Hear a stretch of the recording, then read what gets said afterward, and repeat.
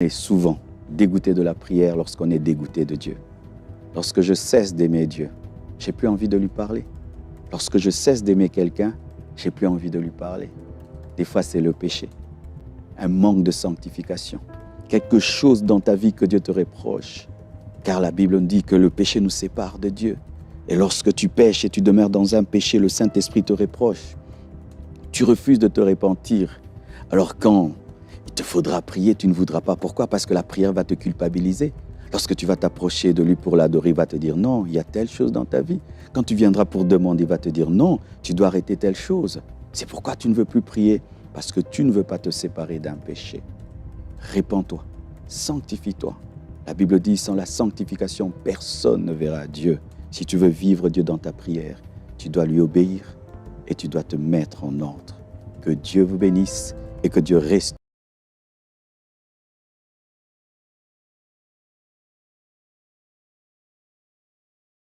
Comment réussir à prier quand on n'a plus envie de prier? Eh bien ça arrive à tout le monde. Alors nous allons lire deux passages de la Bible. Matthieu 26, versets 40 à 41. Et il vint vers les disciples qu'il trouva endormis, et il dit à Pierre, « Vous n'avez donc pu veiller 1 heure avec moi? Veillez et priez, afin que vous ne tombiez pas dans la tentation. L'esprit est bien disposé, mais la chair est faible. » Et il y a un autre passage, Psaume 42, verset 5. Dans d'autres versions, c'est Psaume 42, verset 6. « Pourquoi t'as-tu mon âme et gémis-tu au-dedans de moi? Espère en Dieu, car je louerai encore, et il est mon salut et mon Dieu. » Nous voyons là, dans Matthieu 26, versets 40 à 41, Jésus-Christ était à la fin de son ministère physique sur cette terre. Et là, pris d'angoisse, d'agonie, il a été poussé à prier, à prier. Il voulait être accompagné par ses disciples. Il va, il prie, il revient, il les trouve endormis. Il va, il prie, il revient, il les trouve endormis. Il va, il prie, il les retrouve encore endormis. Et il y a une exhortation qu'il fait à ses disciples. Il dit, veillez et priez. Et il dit encore, la chair est faible, mais l'esprit est disposé. Donc, il y a une dimension dans l'homme qui est charnelle et une autre dimension qui est spirituelle. La chair est opposée à la prière. La chair est opposée au monde de Dieu. Mais l'esprit est disposé. La chair est faible, l'esprit est fort. Alors, quand on n'a pas envie de prier en soi, c'est lorsqu'on ressent la chair qui est faible. C'est la chair faible qui a empêché Pierre et les autres apôtres à prier. Et c'est la chair aussi qui s'oppose à la prière en toi. La chair a un dégoût pour la prière. Lorsque tu dis à la chair, on va prier, il y a un dégoût. Tu as sommeil, tu te grattes, ça chatouille de partout. Et quand je dis chair, ce n'est pas d'abord ton corps, c'est d'abord la mauvaise partie de ton âme, cette partie dans l'homme qui est déchue, cette partie dans l'homme qui est attirée par le mal et par le péché. Et c'est cette partie dans l'homme qui influence aussi le corps. Alors Jésus dit, l'esprit est disposé. Qu'est-ce qu'il voulait dire? C'est dire que vos corps ne se soumettent pas à la chair, mais permettez à vos corps d'être soumis à l'esprit, que l'esprit domine en vous. Et lorsque ton esprit domine en toi, ton esprit soumet ton âme rebelle et soumet ton corps. Lorsque je dois m'agenouiller et prier, mon âme rebelle s'oppose. Mais quand mon esprit est fortifié dans la prière, mon esprit peut dominer mon âme rebelle et soumettre mon corps, le mettre à genoux, et ma bouche va s'ouvrir. Et c'est de cela dont parle David. Il dit, « Pourquoi t'as battu mon âme ?» David parle à lui-même, à cette partie de notre âme qui s'abat, qui se décourage, qui n'a pas envie de prier. Pourquoi gémis-tu au-dedans de moi? Espère en Dieu. Il exhorte son âme, il s'exhorte lui-même, il exhorte son âme. Et il dit, car je louerai encore. Son esprit louera, parce que son esprit croit que le salut est en Dieu. Première chose, si tu veux prier, quand tu n'as pas envie de prier, sache que ça arrive à tout le monde, même à moi. Il m'arrive aussi des fois de ne pas avoir envie de prier, même si je suis pasteur, ça me fait maintenant aujourd'hui 25 ans de ministère, mais je peux te dire que des fois, je n'ai pas envie de prier.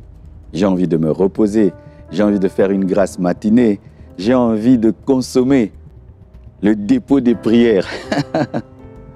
Ça m'arrive à moi aussi. Et ça arrive à tout chrétien. Aucun chrétien ne te dira que jamais une seule fois, tu n'as pas eu envie de prier. Mais ce n'est pas parce que tu n'as pas envie que tu n'as pas envie. En soi, vous êtes deux. Il y a ton âme qui ne veut pas, mais ton esprit veut. N'est pas avoir envie de prier. C'est charnel, c'est naturel, c'est humain. Parce que l'homme n'aime pas les choses spirituelles. Mais si tu t'arrêtes là, sache que tu vas échouer.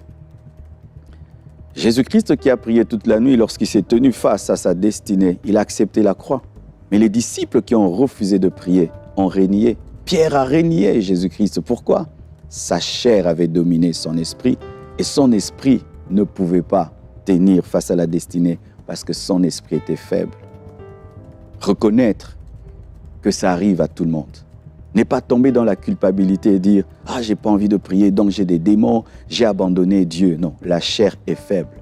Mais même si elle est faible, tu peux prier en la soumettant à ton esprit. Un autre secret, il ne faut pas écouter ta chair. Sincèrement, j'aimerais te dire la vérité.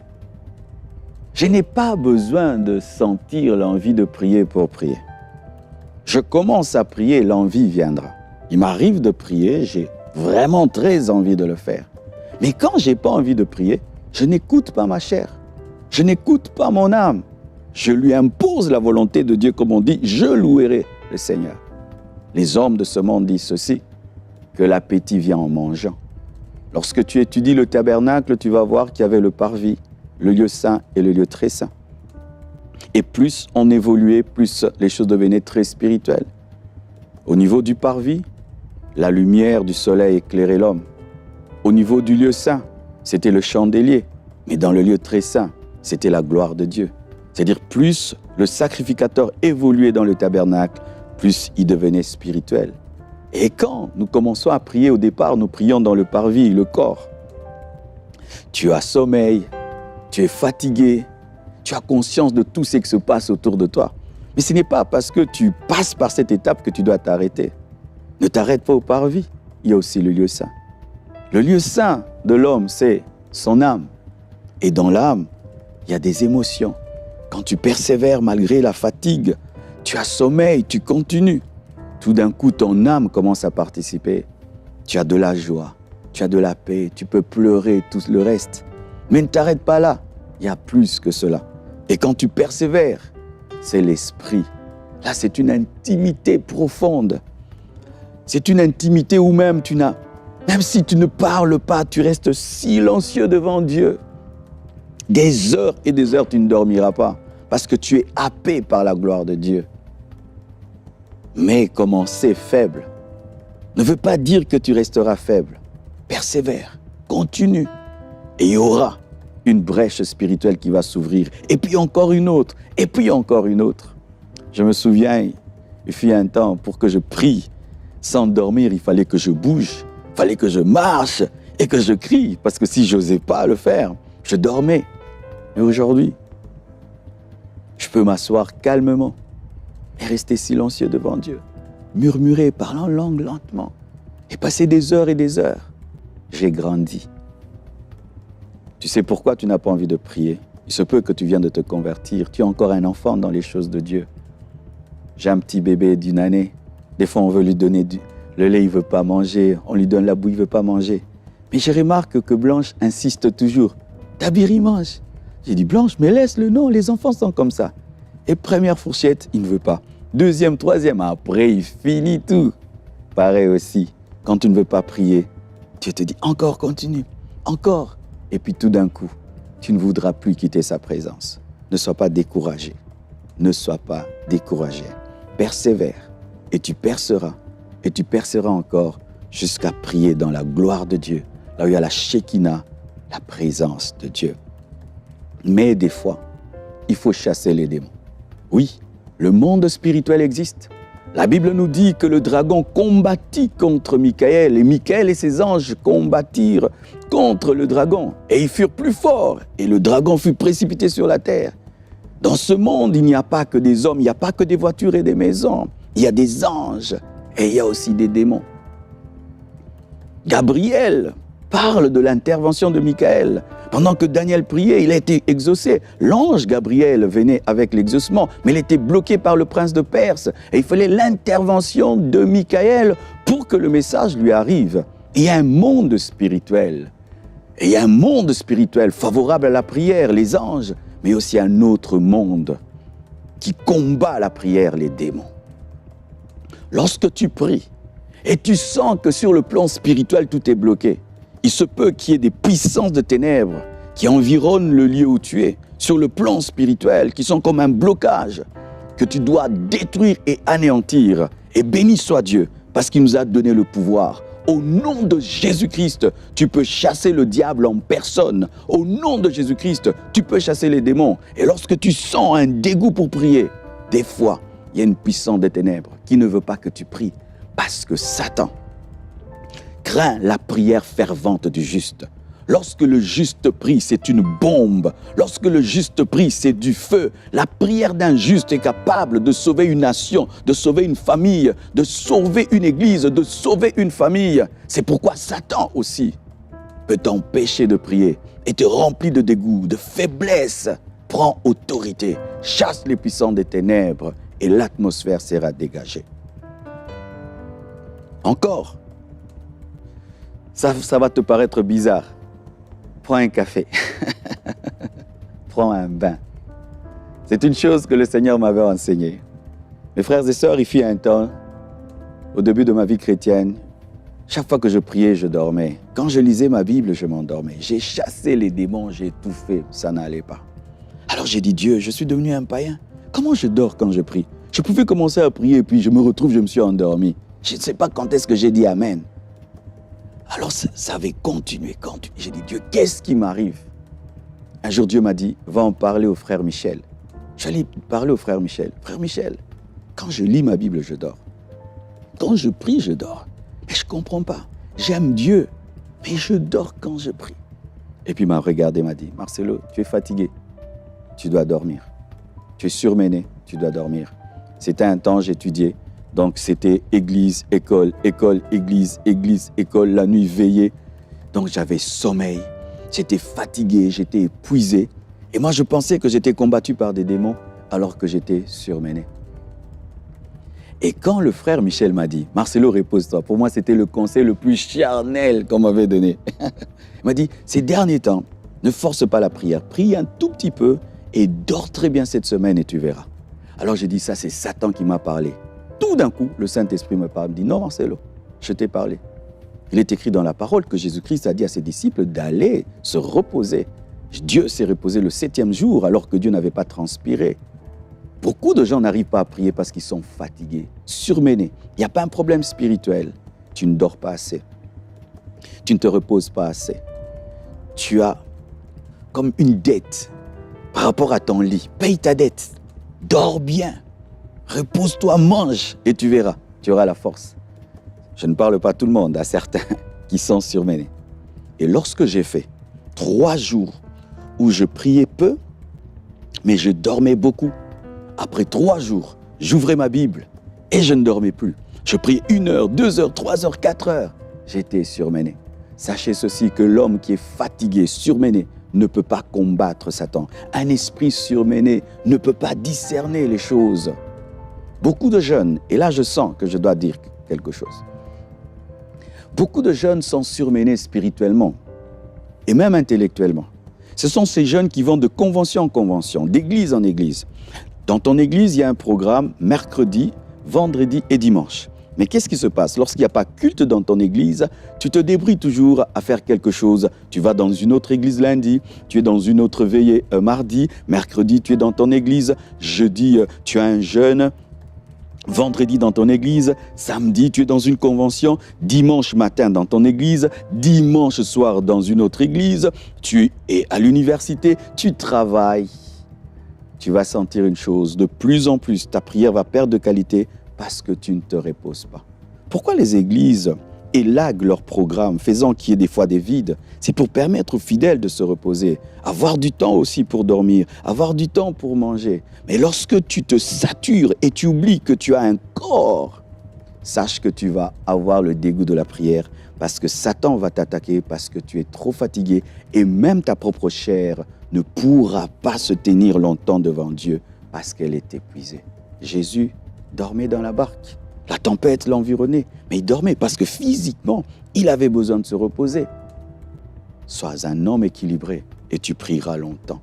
Il y a un temps pour prier, il y a un temps pour dormir, un temps pour dormir, un temps pour prier, un temps pour jeûner, un temps pour manger, un temps pour manger et un temps pour jeûner. Alors, mes frères et sœurs, voici une autre chose qui va t'aider à sortir du dégoût de la prière, c'est que tu dois sortir de la monotonie. Toute relation monotone devient dégoûtante. Si même je vais dans un restaurant qui prépare bien et que chaque fois je demande le même plat, un jour, je ne veux plus désirer aller dans ce restaurant, même si la qualité de la nourriture est bonne.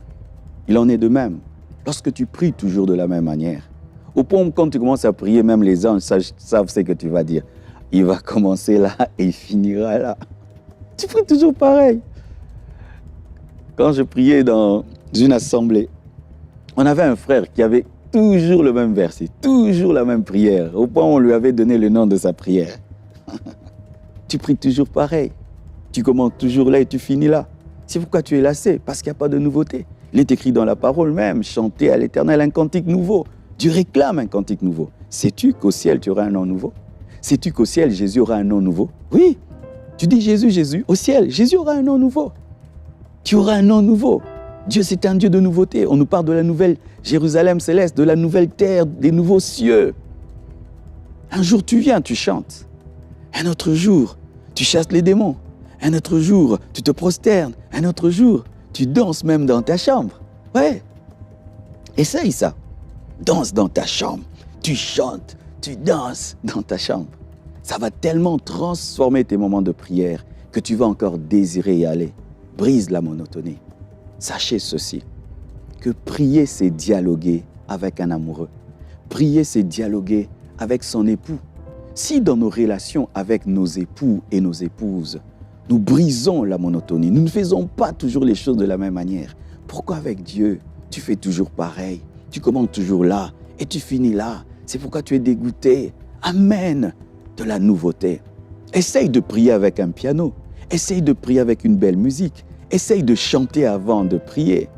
Essaye de danser. Parlons d'autres langues, certains même. Vous parlez en langue seulement à l'église. Mais à la maison, vous ne parlez pas en langue. Le parlant d'autres langues ne nous est pas donné pour les cultes à l'église d'ailleurs. Le parlant en langue est donné pour les prières personnelles. Lorsque vous lisez Paul dit quoi? Que lorsqu'il prie à la maison, il prie plus que tout le monde en d'autres langues. Mais lorsqu'il est dans l'assemblée, il préfère parler en intelligence. Mais aujourd'hui, nous prions plus en langue à l'église et peu à la maison. Prie beaucoup en langue à la maison. Prie beaucoup en langue dans tes moments secrets. Brise la monotonie. Amène l'innovation. Et cette innovation, elle est produite par le Saint-Esprit. Jamais un homme dirigé par le Saint-Esprit priera toujours de la même manière. Jamais un homme dirigé par le Saint-Esprit fera toujours les choses de la même manière. Regarde la diversité de la faune et de la flore. Combien il y a d'animaux, combien il y a des plantes, des diverses couleurs. Tu es un Dieu de diversité. Et quand tu es dirigé par le Saint-Esprit, tu ne feras pas toujours pareil. Sors de la monotonie et tu auras encore envie de prier. Mais pour finir, on est souvent dégoûté de la prière lorsqu'on est dégoûté de Dieu. Lorsque je cesse d'aimer Dieu, j'ai plus envie de lui parler. Lorsque je cesse d'aimer quelqu'un, j'ai plus envie de lui parler. Des fois, c'est le péché, un manque de sanctification, quelque chose dans ta vie que Dieu te reproche. Car la Bible nous dit que le péché nous sépare de Dieu. Et lorsque tu pêches et tu demeures dans un péché, le Saint-Esprit te reproche. Tu refuses de te repentir. Alors quand il te faudra prier, tu ne voudras pas. Pourquoi? Parce que la prière va te culpabiliser. Lorsque tu vas t'approcher de lui pour l'adorer, il va te dire non, il y a telle chose dans ta vie. Quand tu viendras pour demander, il va te dire non, tu dois arrêter telle chose. C'est pourquoi tu ne veux plus prier, parce que tu ne veux pas te séparer d'un péché. répands-toi, sanctifie-toi. La Bible dit, sans la sanctification, personne ne verra Dieu. Si tu veux vivre Dieu dans ta prière, tu dois lui obéir et tu dois te mettre en ordre. Que Dieu vous bénisse et que Dieu restaure ta vie de prière au nom de Jésus-Christ. Amen.